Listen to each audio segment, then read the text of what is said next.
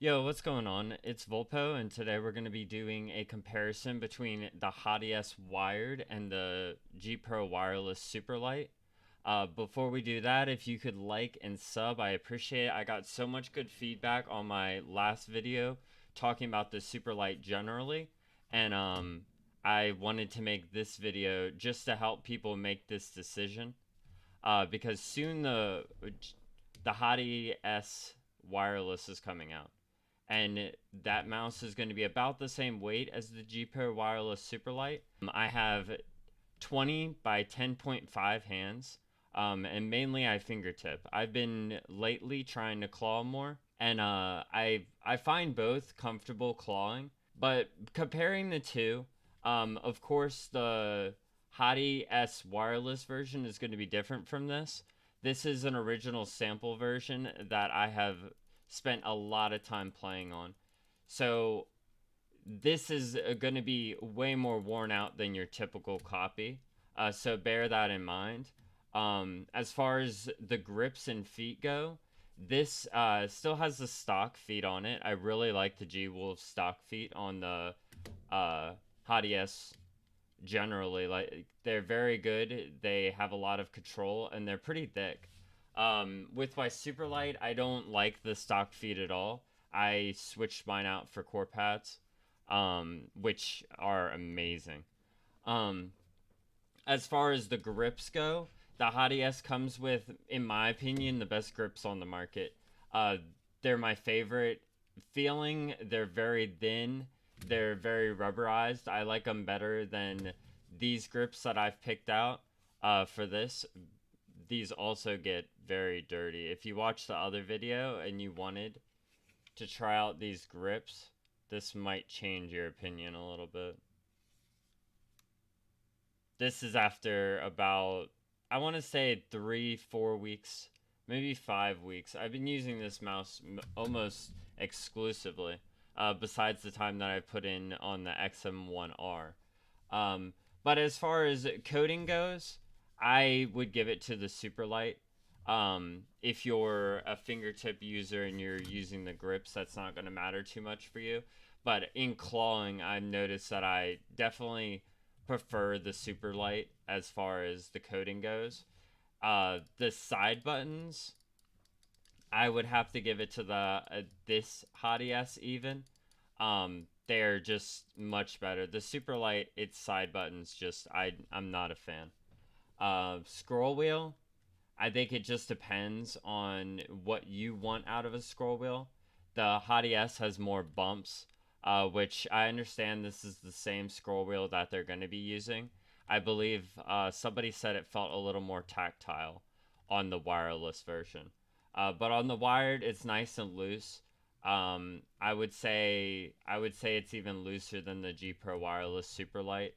And they're both good. Positioning matters to me a lot, uh, but these are both positioned to where I can get to them properly.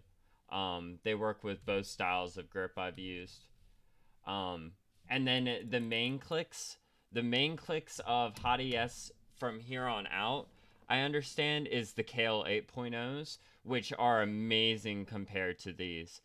So if you are into click feeling, then I think that's like a no-brainer that G Wolves would be the route to go. I don't know if Logitech is going to get on that boat at any time soon, but since the wireless is going to be 100, if there's no other issues with the mouse, it's going to be $50 cheaper, smaller, same weight, and it's going to have better switches in it, which I think is huge. We'll just have to see how that mouse comes, and when I get that, I'll be reviewing it as soon as possible. Um, but yeah, as far as shape goes, that's got to be totally up to you. I think they're both amazing shapes. They're very similar shapes. A lot of people say that the Hati-S is just a smaller version of the G Pro wireless, which I can agree. I mean, they're virtually the same. The Hati-S also has comfort grooves if you're into that. Uh, for all our Rocket Jump Ninja fans. Um, but yeah, as far as these two mice go, I mean, it's really hard to decide. Another factoring when it comes to the wired is the wired version is 49 to, I believe, like 51 grams, depending on if you're using the red or the Stardust. And if that factors in, I mean, honestly, that's not the biggest difference. 10 grams to me doesn't really matter when it comes to mice. 20 grams is where it really, I think, sets apart what you're interested in and what matters when it comes to shape, clicks, switches, and what you're really into. I think that should be only really debated with 20 grams. I think 10 grams, I think you're fine. I suggest going for things like shape and switches and build quality over 10 grams. And 20 grams is where I would think I personally start taking an account of a lot less. And that's why currently I use the G Pro Wireless Superlight, um, is because it's 60 grams. I prefer the width for my grips now. I feel like I get a lot more fatigue dealing with smaller mice. And I'm not sure if that just has to deal with my hand size or my grip style, but regardless, I found way more enjoyment and longevity when it comes to my playing when I'm using a wider mouse. So I'm really interested in seeing more wide non-ergo mice on the market. I'm really interested in that.